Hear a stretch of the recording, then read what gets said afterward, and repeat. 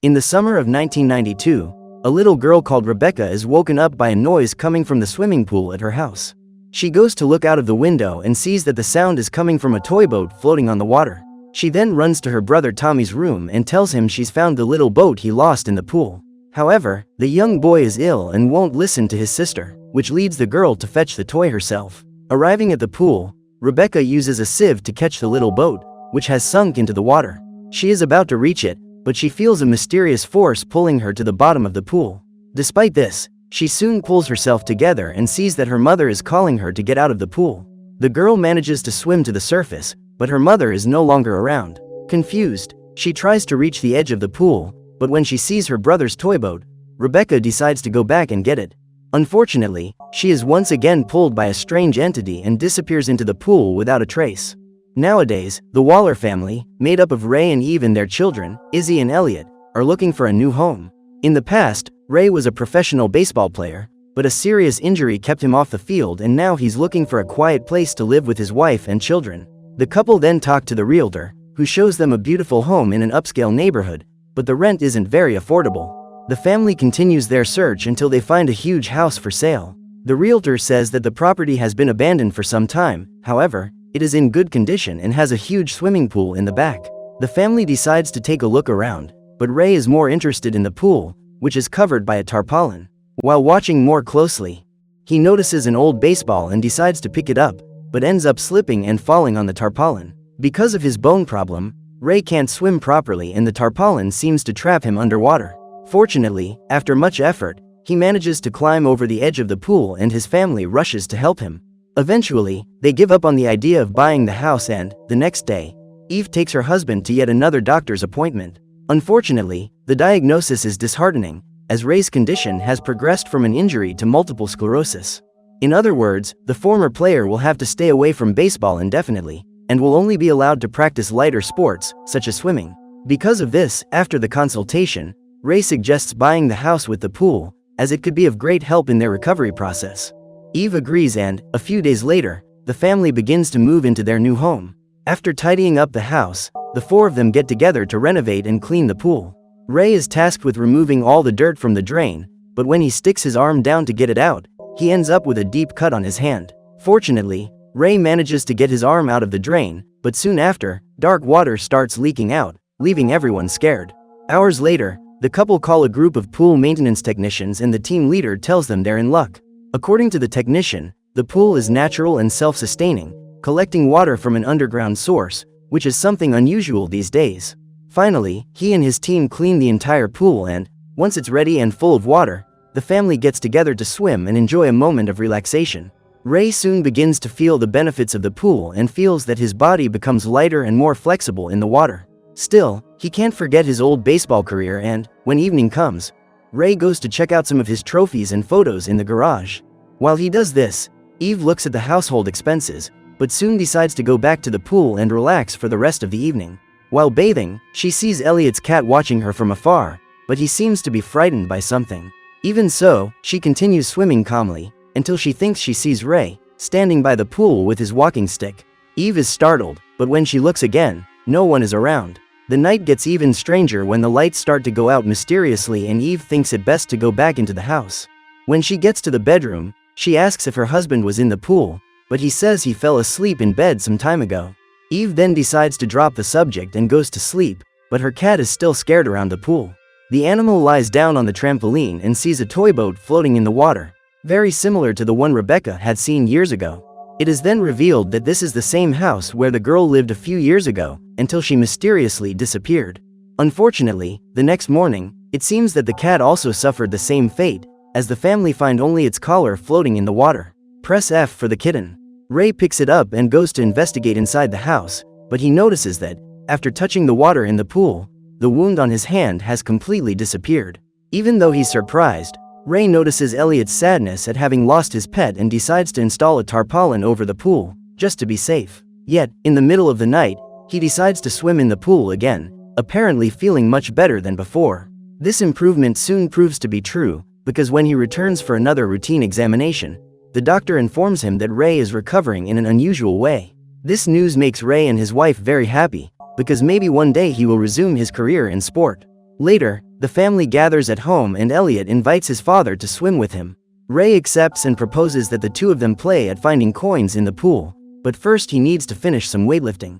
Elliot goes ahead with one of his toys, but as soon as he sinks into the water, a coin is thrown into the pool. The young man thinks it was his father, but no one is around. Even so, he goes to pick up the coin, only for others to be thrown in front of him, as if to guide him to the deepest part of the pool. One of them ends up falling into the drain and, as soon as Elliot picks it up, he hears a girl's voice. He swims up to find out who called him, but again, he finds himself completely alone in the pool. Elliot believes it's just another bad joke by Izzy, but the girl's voice calls out to him again and it seems to be coming from one of the openings in the pool. This voice belongs to Rebecca, the missing girl, and she asks for the young man's help to find her mother.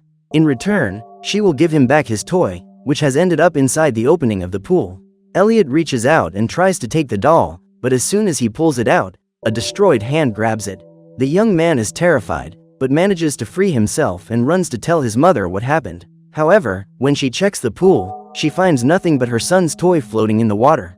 Later, Eve goes to talk to her husband about what happened, but he believes it was just a figment of Elliot's imagination.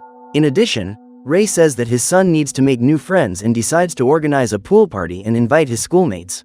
Eve agrees with the idea, but even so, she suspects that what happened to Elliot was not something ordinary. The next morning, Ray is invited to his son's school to teach the baseball team some tips on how to become a professional player.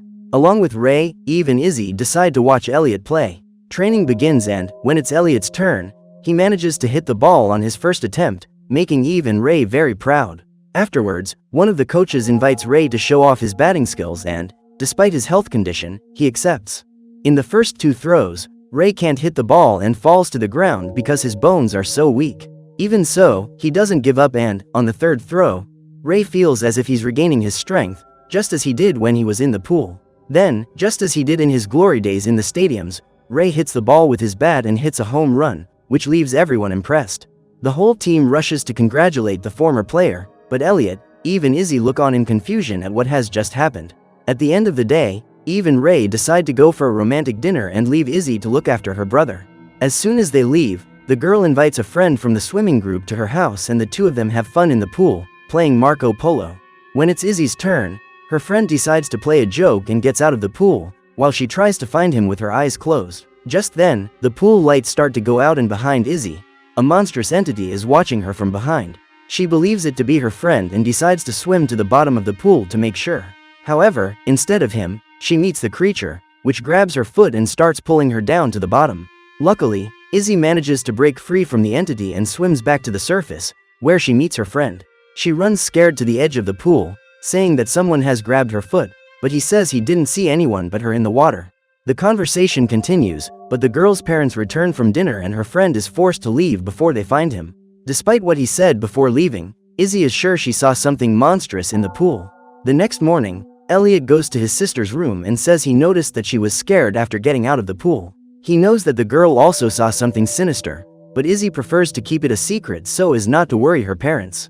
She makes Elliot promise that he won't talk about it anymore and, later, the family organizes a pool party. While the guests are enjoying themselves, Elliot decides to put a hidden camera in the bedroom window to capture any suspicious events.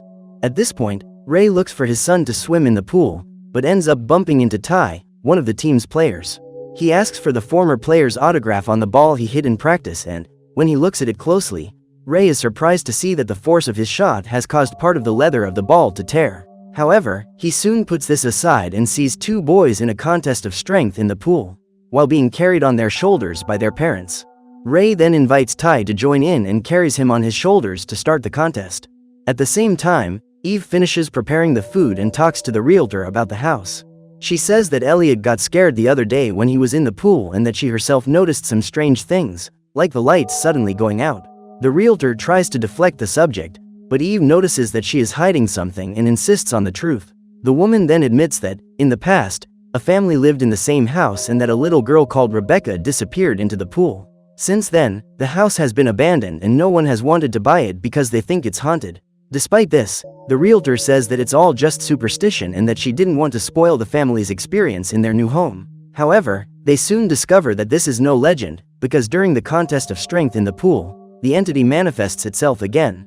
It takes the form of a black mist, which comes out of the drain and goes straight into Ray's body, completely overpowering him. He then starts walking backwards towards the bottom of the pool, causing Ty to be covered by the water and start drowning. The young man tries to get free, but Ray holds him tightly and no one around realizes what's happening. Fortunately, Elliot sees everything through the camera and runs to his mother to warn her. However, before she can do anything, Ty's parents notice that their son is in danger and rush to rescue him. The young man is saved by his father, who is startled to see the young man's injured legs. In addition, Ray seems to have drowned in the pool and his family rushes to help him. After this bizarre event, the police investigate, but thanks to Eve's pleas, Ty's parents decide not to press charges. Nevertheless, they order Ray to stay away from their son and not to go near the team's training ground. Faced with this event that almost ended in tragedy, Eve has no doubt that the pool is haunted. So, without a second thought, she packs her things and calls her family to leave the house as soon as possible. Ray, however, refuses, saying that living there was the best thing that ever happened to him and that the pool is restoring his health. However, Eve is determined to leave and convinces him to get in the car. However, as soon as the vehicle moves, Ray starts to feel sick, as if he were drowning from the inside out. As a result, his family is forced to take him back home and Eve despairs when she sees that her husband seems to be possessed by what inhabits the pool. To save him, she decides to investigate the origins of the house further and discovers that there have been more cases of missing persons at the pool. She then goes to the home of Mrs. Summers, the last resident of the house and Rebecca's mother, to gather more information. When she gets there, Eve talks about what's been happening at the pool and asks what happened to Rebecca. At first, the woman refuses to talk about it, but changes her mind and tells her about the legend of a wishing fountain, known as Demigami. According to the story, the fountain is capable of fulfilling a person's greatest wishes. However, a life must be given in exchange for them to come true. Whether by fate or chance, the swimming pool at Eve's house draws water from this fountain and so the entity that fulfills these wishes inhabits the place. Finally, Mrs. Summers reveals that, on the fateful night of Rebecca's disappearance, she was possessed by this evil entity. Internally, she wanted her sick child to be cured, but the price to be paid was the life of her other daughter. After hearing the whole story, Eve is horrified to realize that Mrs. Summers has sacrificed one child in exchange for the other. Even so, she asks the woman to tell her how to prevent the same thing from happening to Ray and his children. However, before she can say anything, the woman starts to feel sick, as if she were drowning, just like Ray. Eve tries to help her, but Mrs. Summers also seems to be possessed by the entity and her eyes, nose and mouth start leaking dark water. The woman goes on to say that the Fountain of Wishes will soon exact the price of its sacrifice and that the cycle will continue to repeat itself forever. Frightened, Eve flees the scene and heads home, fearing the worst. She tries to reach Ray on the phone, but he is in the shower, once again being dominated by the demonic creature from the pool. Minutes later, Izzy and Elliot return from school and call for their parents, but neither of them answers their call. Izzy decides to look for them in the garage and Elliot fills a glass with water, but before he can drink, he hears the sound of his missing cat. The young man goes after him in the pool and leaves his glass on the counter, which is pushed by an invisible force until it falls to the ground. Elliot continues to approach the pool and sees the shadow of his cat on a float in the water. He climbs onto the trampoline to try and reach him and, without realizing it, the pool lights start flashing and the canvas crank moves on its own. Finally, the young man reaches the float, but instead of finding his cat, he sees the macabre entity, which pulls him into the water. Inside the house, Izzy hears her brother's screams and runs towards him, but the tarpaulin covers the entire pool and she can't turn the crank. Shortly afterwards, her mother appears to help her and, seeing that the two of them don't have enough strength to remove the tarpaulin, Eve jumps into the water in search of her son. At that moment, Izzy runs into the kitchen to ask for help, but ends up slipping on the broken glass and injuring her hand with the piece of glass. Meanwhile, Eve continues to look for Elliot, but there is no sign of him, just a dark spot around the drain, as if it were a passage. Eve then returns to the surface, ties her body to a hose and swims towards the portal. Little does she know that her daughter is also in danger, for in front of the girl, Ray appears, possessed by the demonic entity. He knocks his daughter to the ground and tells her that Elliot has been chosen to be the sacrifice in the pool. Izzy doesn't accept this and hides in the garage, with her father coming after her. Back at the pool, Eve manages to get through the portal and finds Elliot, unconscious in the water. She soon rescues him, but as soon as she swims back to the surface, several of the souls trapped in the water try to stop her. Eve manages to escape them, but ends up getting lost in the darkness and can't find her way back. Then Rebecca's spirit appears before her and shows her the way back to the real world. Thanks to the girl's help, Eve manages to return safely, but Elliot isn't breathing. She tries to give him a heart massage to revive him, but Ray comes up from behind and attacks her, saying that she can't stop the sacrifice. This seems to be the tragic end of the Waller family, but Izzy appears, holding her father's baseball bat, and hits him with several blows. Ray is knocked to the ground, and for a brief moment, he breaks free of the entity's grasp and regains consciousness. The family then decide to flee the house, but as they move away from the pool, Elliot begins to be attacked by the power of the evil presence in the water. Seeing that his son will perish if a sacrifice isn't made, Ray apologizes to everyone and walks towards the water. Izzy tries to stop him, but her father decides to offer his life to spare his loved ones. Then, as a last act of heroism, Ray swims towards the shadows covering the water and is sucked into them. His family has finally been saved from a tragic fate, although the price was too high. At dawn, Eve, Elliot and Izzy gather in front of the swimming pool, and their mother suggests that they sell the house and restart their lives elsewhere. However, her children say that the best way to honor their father's sacrifice is to prevent other people from falling victim to the entity. Eve agrees to the idea and finally empties the water from the pool and sends an excavator to cover it completely, leaving the curse of the wishing fountain dormant forever. So what did you think of this movie? Leave it in the comments below. And if you liked the video, like and subscribe for more movie recaps. See you next time.